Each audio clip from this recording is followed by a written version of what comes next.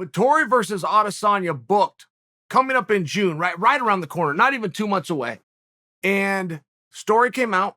Okay, make sure you follow the timeline because Dana said, I am going to offer this to Whitaker. If Whitaker does not take it, I will go to Vettori. He did just that. But there's a major lesson in how quickly these things happen, right? Dana said, here's what I am going to do. He made a phone call, didn't hear the word yes, made another phone call, did, and booked it. And you really do need to understand that this is the way that this sport and industry move. I mean, we're seeing guys that are holding things up. Why would Dana stay on that? Why would Dana call the guy he believes in Whitaker is the number one contender?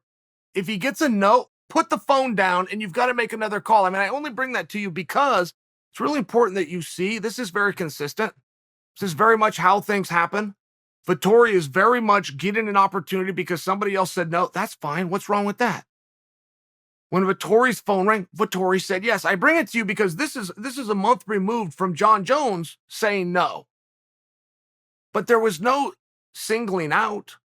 There was no special treatment for. This is just the way it works. If you're on the phone with somebody who's giving you an answer that's opposite of the one that you need, you got to put the phone down. You got to make another call. That's just the way it works. So I'm just pointing this out for you because it does not take away from Vettori being the number one contender. He wasn't one phone call earlier. He is now, right? But you understand that? Like, there's a lot that goes into being a number one contender. It's not just who did you beat or most recently or how you looked doing it or what the number is next to your name based on the ranking system. It's not.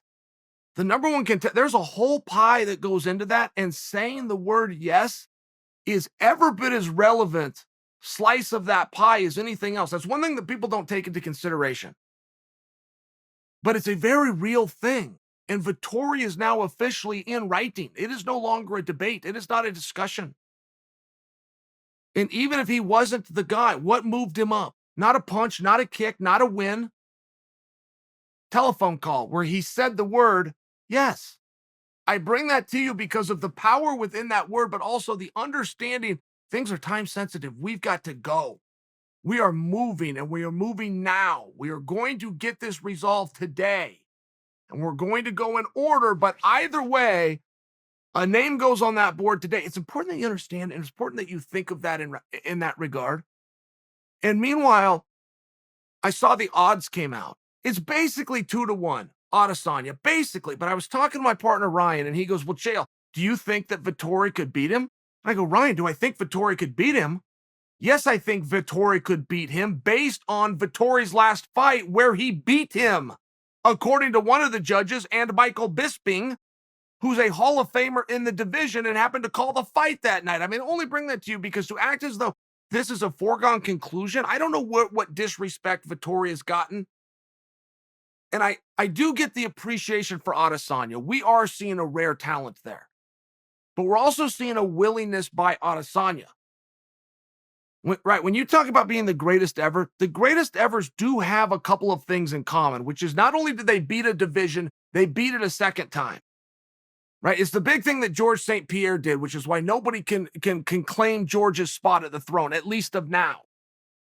And Usman is starting to do it, but that's what the real greats do. The real greats beat them all and they come back and beat them again. It's just the reality. That's just the way that it has always worked historically. And Adesanya is now in one of those moments. But I was asked a question, can Vettori beat him? My goodness, one licensed judge already thought that he did. A Hall of Famer in the division already thinks he did. The announcer of the fight who had the best seat in the house thought he did.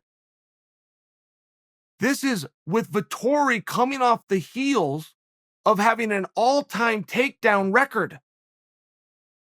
That means that he got takedowns regardless of the round and regardless of the effort it took to get them. Takes a lot of energy. Vettori got a record. This is also on the heels of Adesanya suffering a defeat by being taken down. This is not rocket science of any level. These boys are going to have to go fight. I see why Adesanya is the favorite. As much as I say one judge thought Vettori beat him, two other judges same night thought he didn't. I get it. But that's also why we need to have this rematch. And I would have anything but a foregone conclusion on this. I would very much be interested in how the training camps are.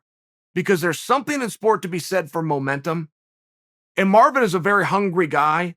That's very obvious just by his willingness to go out on short notice into championship rounds, return fight, any opponent, different opponent, right? He's showing a willingness, but that willingness comes from a hunger, which comes from a drive.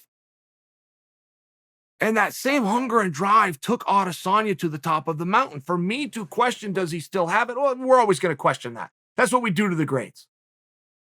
When you have a guy who has a level of success that you've only dreamed of, you do start to have, well, does he still have it? Because you're going to need it, right? Don't forget, this is a game of inches.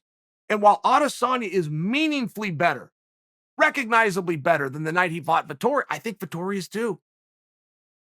I think Vettori of today kicks that Vettori's ass. I know that the Adesanya of today kicks that Adesanya's ass, but that really is part of the question here. Who does want it more now? Who's hungrier right now? And that's a real question that can be quantified over time. Conor McGregor versus Dustin Poirier. Great example, one that's fresh in your minds. But Conor did not want that as much the second time as he did the first. He could use all the right words. He could say that he did. He could take the physical actions. He could go to practice. He could cut the weight. He could fly over to Fight Island. But Conor would tell you, and I believe Conor has told us. I believe that's what the trilogy and what this new fight with Poirier is about. That Conor recognizes there was a time to dig deep. I did, but I didn't dig deep enough. Poirier, meanwhile, right? If we think that Conor's motivation's up, same thing as Poirier's come down. That's how you start to have the changing of the guard. It's not both guys are going up and one guy goes faster. It's a meeting of the minds. One guy comes down a little bit as the other guy goes up. I would imagine Adesanya, who is very ego-driven, is not crazy about the fact that he had that experience with Blachowicz. I would imagine that Adesanya is extremely hungry, but it's a fair thing for me to bring up. Because it is going to be a little bit problematic, in my opinion. I'm surprised with the odds. I'm surprised with the odds in this regard. They only look at what happened in the last fight. Adesanya got taken down to lose. Vettori got takedowns to the extent of an all-time record to win. There's a real juxtaposition there. And contrary to what you may remember from the Holland-Vettori fight, Vettori got rocked bad. He just didn't show it. So a lot of you guys don't know what happened. Vettori's knees never buckled and Vettori never took a step backward. But he got tested on that chin and walked it down. So you may not have seen that it happened. But there is a relevance there. When you're dealing with Adesanya, you're going to get hit for sure. The great strikers, Robert Whittaker, the greats get hit. It's a matter of how they react. Anderson Silva, the great strikers get hit by Adesanya. He's just too damn quick. And he's tricky. And Vettori knows it. There was a story going into just this past Saturday, and it was a story set out by George Masvidal. But Masvidal said, in my first experience with Usman, I learned everything I need to know. Give me another shot and I can beat this guy. Regardless of if that happened or not, there's a lot of truth to that statement. There's a lot of truth where, to hell with what happened the first time, the second one's going to be very different. These are two very different fighters. I think you would agree with me there. Vettori is noticeably better now than he was then, but so's Adesanya. And historically, when a guy gets passed, remember this, it's not they're both moving forward at a different rate.